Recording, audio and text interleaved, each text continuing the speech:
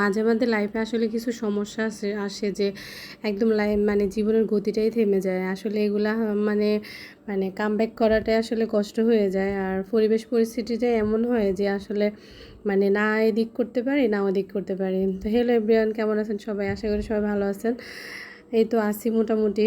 তো আসলে আজকে এমন একটা দিন মানে প্যারাময় একটা দিন গেল, ভাবলাম যে বৃষ্টিময় একটা দিন আছে, ঘরে হচ্ছে বাসায় মেহমানও আসবে, তো একটু বিরিয়ানির আয়োজন করলাম। তো সব কিছু রেডি করে মুরগি ভিজায় তারপরে কেটে কুটে হচ্ছে সব রেডি করলাম। রেডি করেই তো দেখতেছেন আমি হচ্ছে এখানে তেলের মধ্যে হচ্ছে একটু গরম মশলা, গোটা গরম মশলা দিয়ে নাড়াচাড়া করতেছি। তারপরে একটু পেঁয়াজ দিলাম, পেঁয়াজে একটু নাড়াচাড়া করতেছি। মনের সুখে হচ্ছে আমি মানে বিরিয়ানিটা বসাইতেছি, একদম মন দিয়ে হচ্ছে কাজটা করতেছিলাম। তো পেঁয়াজটা হচ্ছে ভাবলাম যে একটু লাল লাল করি। মানে আজকে তো ওয়েদারটা ভালোই ছিল, কিন্তু ওয়েদার ভালো মানে হচ্ছে গ্যাসের অবস্থা খারাপ, গ্যাসের কান্নাকাটি মানে শুরু হয়ে যায়। তো এদিকে হচ্ছে পেঁয়াজটা বসে দিয়ে আমি হচ্ছে ভাবলাম যে একটু আমার ক্যাবিনেটটা পরিষ্কার করি, অনেক দিন হচ্ছে ধরা হয় না, জাস্ট বের করি আর ঢুকাই, বের করি আর ঢুকাই, এটাই আর কিছুই মানে হয় না। তো একটু হালকা রূপে ঝাপটা মানে মোছামাছি করলাম, করে হচ্ছে বাইরে অনেকগুলো জিনিস ছিল, এগুলো হচ্ছে একটু গোছাইলাম, কিছু বাইরে মানে অপ্রয়োজনীয় জিনিস ছিল এগুলো আসলে ঢুকেলাম। তো এগুলো করতে করতে আমি তো মানে রীতিমতো অবাক। কিচেন রুমে যেয়ে দেখি যে আসলে কি একটা কাণ্ড ঘটে গেল। যাই হোক, সেটা বলতেছি। তো এগুলো হচ্ছে আমি মানে একটু ফিটফাট করে নিলাম, ক্যাবিনেটটা খুবই অগোছালো হয়ে গেছে। তো ওইদিকে হচ্ছে আমি হালকা একটু পেঁয়াজটা ভাজা হয়ে যাওয়ার পরে হচ্ছে আদাটা দিয়ে দিলাম, আদাটা দিয়ে একটু গুটি করে নিলাম। তারপরে হচ্ছে একটু রসুন দিলাম, তারপরে লবণ, মরিচ আর একটু মরিচের গুঁড়া দিলাম, তারপরে একটু জিরার গুঁড়া দিলাম। তো অনেকেই বলবেন যে বিরিয়ানিতে কি মরিচের গুঁড়া দেয়? আমি আসলে দেই।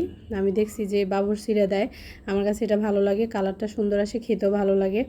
তো দেওয়ার পরে হচ্ছে আমি ভালোভাবে মশলাটা মানে কষাই নিলাম, কষাই নিয়ে হচ্ছে আমি জাস্ট মুরগিটা দিলাম।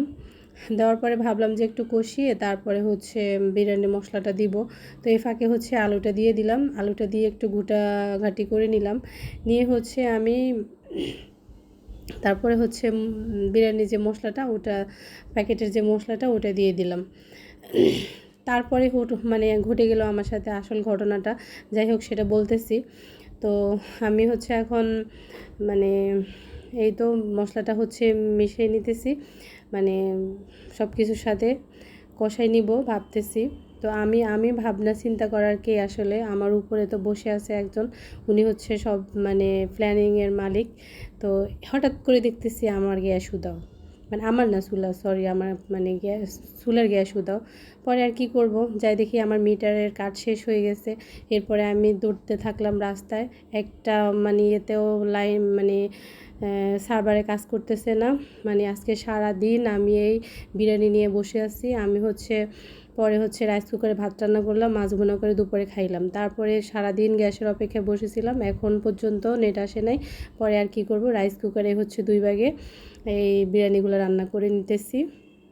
আমি আর কোনো অপশন খুঁজে পাই নাই, কারণ ভাবলাম যে আমি একই সাথে মানে একইবারে বিরিয়ানিগুলো রান্না করব। পরে আমার রাইস কুকারটা ছোট, করার কিছু নাই। তো এই তো এখানে হচ্ছে বিরিয়ানিটা হচ্ছে 2 ভাগে রান্না করে নিলাম। এই হচ্ছে আজকে আমার সারাদিনের প্যারাময় একটা দিন গেল এই বিরিয়ানিগুলো নিয়ে। আমার মাঝখানে হচ্ছে আলুগুলো একটু শক্ত শক্ত হয়ে গেছে, ওই যে মানে সিদ্ধ হওয়ার আগেই হচ্ছে চুলা থেকে নামাই ফেলতে হয়েছে। তো এই তো, ভিডিওটা কেমন লাগছে সবাই জানাবেন। ভালো লাগলে লাইক কমেন্ট করবেন, বেশি বেশি করে শেয়ার করবেন, আর ভালো লাগলে ফলো দিয়ে দিবেন। আর হচ্ছে বিরিয়ানিটা এই তো খেতে বসে গেলাম। তো শেষমেশ আসলে বিরিয়ানিটা খেতে ভালোই হয়েছে। তো সবাই ভালো থাকবেন, সুস্থ থাকবেন, আমাদের জন্য দোয়া করবেন। আল্লাহ হাফেজ, আসসালামু আলাইকুম।